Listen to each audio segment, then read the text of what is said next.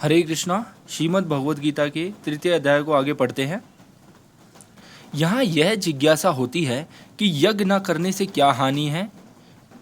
इस पर सृष्टि चक्र को सुरक्षित रखने के लिए यज्ञ की आवश्यकता का प्रतिपादन करते हैं। संपूर्ण प्राणी अन्न से उत्पन्न होते हैं।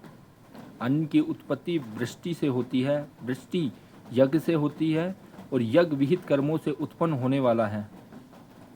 कर्म समुदाय को तो वेद से उत्पन्न और वेद को अविनाशी परमात्मा से उत्पन्न हुआ ज्ञान, इससे सिद्ध होता है कि सर्वव्यापी परम अक्षर परमात्मा सदा ही यज्ञ में प्रतिष्ठित है।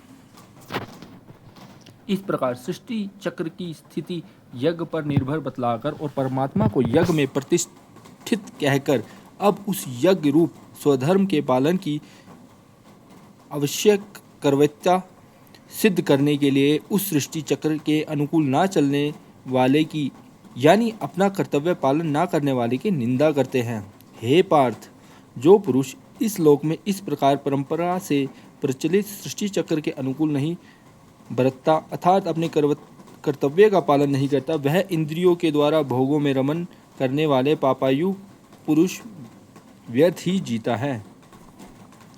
यहाँ यह जिज्ञासा होती है कि उपयुक्त प्रकार से सृष्टि चक्र के अनुसार चलने का दायित्व किस श्रेणी के मनुष्यों पर है। इस प्रकार परमात्मा को प्राप्त सिद्ध पुरुष के सिवा इस सृष्टि से संबंध रखने वाले सभी मनुष्यों पर अपने अपने कर्तव्य पालन का दायित्व है। यह भाव दिखलाने के लिए दो श्लोकों में ज्ञानी पुरुष के लिए कर्तव्य अभाव और उसका हेतु बतलाते हैं। परंतु जो मनुष्य आत्मा में ही रमन करने वाला और आत्मा ही में ही तृप्त तथा आत्मा में ही संतुष्ट हो, उसके लिए कोई कर्तव्य नहीं है। उस महापुरुष का इस विश्व में ना तो कर्म करने से कोई प्रयोजन रहता है और ना ही कर्मों के ना करने से ही कोई प्रयोजन रहता है, तथा संपूर्ण प्राणियों में भी इसका किंचित मात्र भी स्वार्थ का संबंध नहीं रहता। यहाँ तक भगवान ने बहुत से हेतु बतलाकर यह बात सिद्ध की कि जब तक मनुष्य को परम श्रेय रूप परमात्मा की प्राप्ति ना हो जाए, तब तक उसके लिए स्वधर्म का पालन करना अर्थात अपने वर्णाश्रम के अनुसार विहित कर्मों का अनुष्ठान निस्वार्थ भाव से करना अवश्य कर्तव्य है। और परमात्मा को प्राप्त हुए पुरुष के लिए किसी प्रकार का कर्तव्य न रहने पर उसके मन इंद्रियों द्वारा लोक संग्रह के लिए प्रारब्ध अनुसार कर्म होते हैं। अब उपयुक्त वर्णन का लक्ष्य कराते हुए भगवान अर्जुन को अनासक्त भाव से कर्तव्य धर्म करने के लिए आज्ञा देते हैं।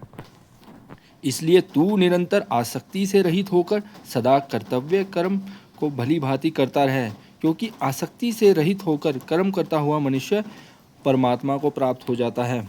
पूर्व श्लोक में भगवान ने जो यह बात कही कि आसक्ति से रहित होकर कर्म करने वाला मनुष्य परमात्मा को प्राप्त हो जाता, उस बात को पुष्ट करने के लिए जनकादि का प्रमाण देकर पुनः अर्जुन के लिए कर्म करना उचित बतलाते हैं। जनक आदि ज्ञानी जन भी आसक्ति रहित कर्म द्वारा ही परम सिद्धि को प्राप्त हुए थे। इसलिए तथा लोक संग्रह को देखते हुए भी तू कर्म करने को ही योग्य है, तू कर्म करने के को ही योग्य है, अर्थात तुझे कर्म करना ही उचित है।